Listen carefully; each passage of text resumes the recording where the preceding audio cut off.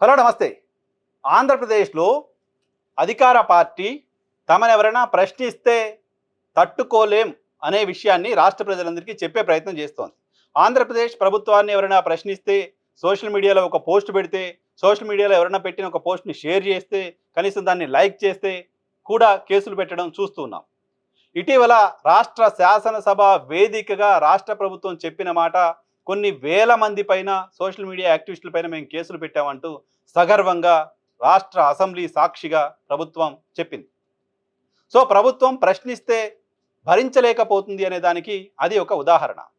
ఆంధ్రప్రదేశ్లో రాష్ట్ర ప్రభుత్వాన్ని వైఎస్ఆర్ కాంగ్రెస్ పార్టీ ప్రశ్నిస్తోంది, కమ్యూనిస్ట్ పార్టీలు ప్రశ్నిస్తున్నాయి, కాంగ్రెస్ పార్టీ ప్రశ్నిస్తోంది. సో ఈ పార్టీలన్నిటిపైన వ్యవహరిస్తున్న విధానం కంటే ఆంధ్రప్రదేశ్లో ఇటీవల ఏర్పాటైన 2 ఏళ్ల క్రితం పుట్టిన బీసీవై పార్టీ చేస్తున్న పోరాటం కూడా అధికార పార్టీకి భయాన్ని, ఆందోళనని కలిగిస్తున్నట్టు కనపడుతోంది. భారత చైతన్య యోజన పార్టీ పేరుతో రామచంద్ర యాదవ్ 2 ఏళ్ల క్రితం ఒక పార్టీని స్థాపించారు. ఆయన ఆ పార్టీ పేరుతో బీసీ ఎజెండాగా ప్రజల దగ్గరికి వెళ్ళే ప్రయత్నం చేస్తున్నారు. కొద్ది రోజుల క్రితం నేను కూడా ఒక వీడియో చేసి చెప్పాను. ఆయన విజయవాడలో పార్టీలతో సంబంధం లేకుండా బీసీ సింహగర్జన అని ఒక సభను ఏర్పాటు చేశారు. చాలా పెద్ద ఎత్తున బీసీలని గ్యాదర్ చేశారు. బీసీలకు రాజధానిలో 1000 ఎకరాల స్థలం ఇవ్వాలని కోరారు. బీసీలకు రాజకీయపరమైన అవకాశాలు కల్పించాలని కోరారు. ఇంకా బీసీలకు సంబంధించిన అనేక సమస్యల్ని ఆ సభా వేదికగా ఆయన చాటారు. ఇదే సందర్భంగా బీసీ గురుకులాల్లోనూ ఆంధ్రప్రదేశ్లో బీసీ విద్యార్థులకు విద్యారంగంలోనూ జరుగుతున్న నష్టాన్ని కూడా ఎత్తి చూపారు.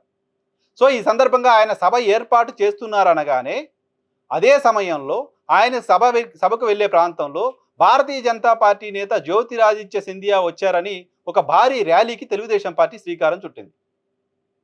సో గతంలో ఎప్పుడు జరిగింది, అనేక మంది కేంద్ర మంత్రులు ఆంధ్రప్రదేశ్ రాష్ట్రానికి వచ్చినప్పటికీ ఎప్పుడు ర్యాలీలు నిర్వహించడం ఉండదు. పైగా భారతీయ జనతా పార్టీకి సంబంధించిన కేంద్ర మంత్రి వస్తున్న సందర్భంగా తెలుగుదేశం పార్టీకి సంబంధించిన కార్యకర్తలతో ఒక ర్యాలీ నిర్వహించడం, భారతీయ జనతా పార్టీకి సంబంధించిన నాయకుల ప్రమేయం పెద్దగా కనిపించలా.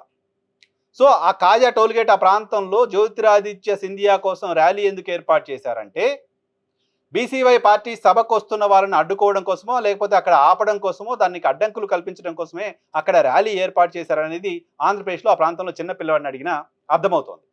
సో అప్పుడే బీసీవై భయపెడుతోందా అని మనం మాట్లాడుకున్నాం.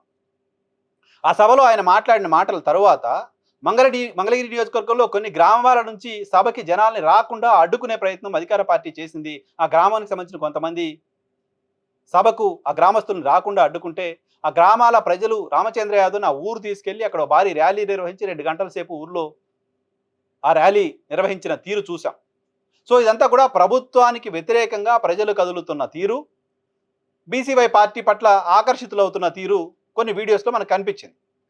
సో ఇప్పుడు ఆ బీసీ ఎజెండాతో ముందుకొస్తున్న వ్యక్తి పైన ఒక తప్పుడు ప్రచారం చేయటం ఎలా అనేది తెలుగుదేశం పార్టీ ఒక స్ట్రాటజీ రూపొందించినట్టు కనపడుతోంది. గతంలో వైసీపీ అధికారంలో ఉన్న సమయంలో కూడా రామచంద్ర యాదవ్ అప్పుడు అధికార పార్టీకి బాధితుడిగా ఉన్నారు. పొంగనూరులో ఆయన ఇంటిపైన అప్పుడు అధికార పార్టీకి సంబంధించిన నాయకులు దాడి చేయడం, ఆ తర్వాత కేంద్ర ప్రభుత్వం ఆయనకి ప్రత్యేక భద్రత కల్పించడం చూసాం. సో గతంలో ఆయనకి పెద్దిరెడ్డి రామచంద్రారెడ్డి నియోజకవర్గం, పొంగనూరు నియోజకవర్గం, పెద్దిరెడ్డి రామచంద్రారెడ్డితో ఆయనకు విభేదాలు ఉన్నాయి. అక్కడ ఆయన బీసీవై పార్టీ అభ్యర్థిగా పోటీ కూడా చేశారు. సో ఇప్పుడు తెలుగుదేశం పార్టీకి సంబంధించిన సోషల్ మీడియానా, తెలుగుదేశం పార్టీ స్పాన్సర్డ్ మీడియానా తెలియదు, కానీ సోషల్ మీడియాలో కొన్ని పోస్టులు వైరల్ అవుతున్నాయి. రామచంద్ర యాదవ్, పెద్దిరెడ్డి రామచంద్రారెడ్డి కలిసిపోయారు అంటూ వాళ్ళిద్దరు కలిసిపోయినట్లుగా కొన్ని ఫేక్ ఫోటోస్ని మార్పు చేసి తిప్పుతున్నారు.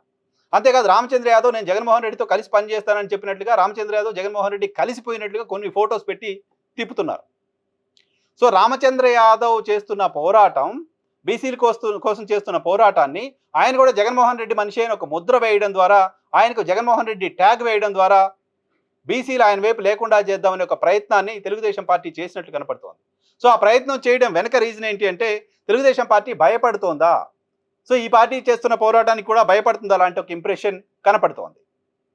సో ఆ ఇంప్రెషన్ కలగడం వల్లనే తెలుగుదేశం పార్టీకి సంబంధించిన అధికార ప్రతినిధులే ప్రెస్ కాన్ఫరెన్స్లు పెట్టి బీసీవై పార్టీకి వ్యతిరేకంగా మాట్లాడే పరిస్థితి, బీసీవై పార్టీ పైన మార్ఫింగ్ ఫోటోలతో సోషల్ మీడియాలో దాడులు చేసే పరిస్థితి దాకా వచ్చారంటే ఆంధ్రప్రదేశ్లో బీసీలు తెలుగుదేశం పార్టీ సర్కారుకు వ్యతిరేకంగా కదులుతున్నారనే సమాచారం ఏదో ప్రభుత్వానికి బహుశా ఉన్నట్టుంది.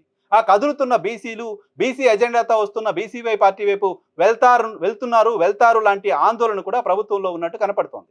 సో ఈ నేపథ్యంలోనే బీసీవై పార్టీకి రామచంద్ర యాదవ్కి జగన్మోహన్ రెడ్డితోటో పెద్దిరెడ్డి రామచంద్రారెడ్డితోటో సంబంధాలు ఉన్నాయని ఒక తప్పుడు ప్రచారం చేద్దామని తెలుగుదేశం పార్టీ నిర్ణయించుకున్నట్లు కనపడుతోంది. దానిలో భాగంగానే ఒక ఫేక్ క్యాంపెయిన్ చేస్తూ ఉంది. ఇప్పటికే ఆంధ్రప్రదేశ్లో ప్రభుత్వం చెప్తుంది తప్పుడు ప్రచారం చేస్తే, ఫేక్ వీడియోలు తయారు చేస్తే, ఫేక్ ఫోటోలు చేస్తే వాళ్ళపైన చర్యలు తీసుకుంటాం, వాళ్ళపైన కేసులు పెడతామని. మరి రామచంద్ర యాదవ్ పైన ఫేక్ ఫోటోలు పెట్టి క్యాంపెయిన్ చేస్తున్న వాళ్ళపైన ఏం చర్యలు తీసుకుంటారు? అటువంటి ఫేక్ ఫోటోలు పెడుతున్న వాళ్ళు ఎవరు? ఆంధ్రప్రదేశ్ రాజకీయాలను గమనిస్తున్న వాళ్ళకి ఎవరికైనా అర్థమవుతుంది కదా అది అధికార పార్టీ వైపు నుంచే జరుగుతున్నాయని. అధికార పార్టీకి సంబంధించిన నాయకులు అటువంటి మార్పింగ్ ఫోటోలతో చేస్తున్నారనే విషయం ఆ ఫోటోలు చూస్తున్న వాళ్ళకి ఎవరికైనా అర్థమవుతుంది కదా. పైగా బీసీవై పార్టీ కూడా అదే ఆరోపణ చేస్తోంది కదా. సో ఆంధ్రప్రదేశ్లో బీసీల కోసం మాట్లాడితే, బీసీలు గొంతెత్తితే, బీసీలకు సంబంధించిన ఎజెండా ఎవరైనా తెరపైకి తీసుకొస్తే వాళ్ళపైన తప్పుడు ప్రచారం చేయడం ఆంధ్రప్రదేశ్ ప్రభుత్వానికి సంబంధించిన ఎజెండాగా కనపడుతోంది. ఆంధ్రప్రదేశ్ ప్రభుత్వాన్ని లీడ్ చేస్తున్న పార్టీకి సంబంధించిన ఎజెండాగా కనపడుతోంది. సో వ్యక్తులపైన తప్పుడు ప్రచారం చేసే స్థాయికి, పార్టీ అధినేత పైన మార్పింగ్ ఫోటోలతో దాడి చేసే స్థాయికి ఆంధ్రప్రదేశ్లో అధికార పార్టీ వెళ్ళిందంటే బీసీవై పార్టీ ఏ స్థాయిలో తెలుగుదేశం పార్టీని, తెలుగుదేశం పార్టీ నాయకత్వాన్ని భయపెడుతోందో అనే విషయం అర్థమవుతోంది.